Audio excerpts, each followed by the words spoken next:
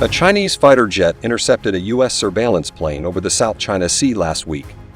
The Chinese fighter jet performed an unsafe maneuver, forcing the U.S. aircraft to evade. Reported by CNN, according to the Indo-Pacific Command, the command responsible for overseeing U.S. military operations in the region, the incident occurred on December 21.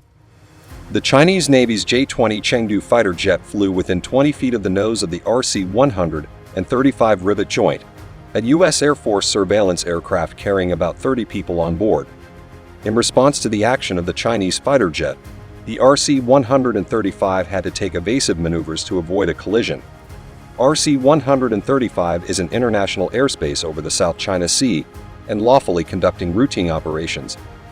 Indo-Pacific's video of the incident shows the J-20 flying in front of the RC-135. As the two planes drew closer, a defense official said there was no way the Chinese jet could maintain a safe visual separation from the larger, heavier American aircraft, which was maintaining its course and speed.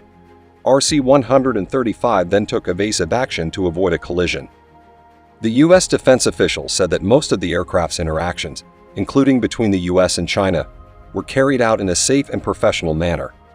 But in cases like this incident, when it is deemed unsafe, the U.S. responds through diplomatic and military channels via lines of communication with Beijing.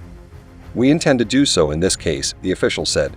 China claims most of the South China Sea as part of its territorial waters, including many islands in disputed waters, some of which have been militarized by Beijing.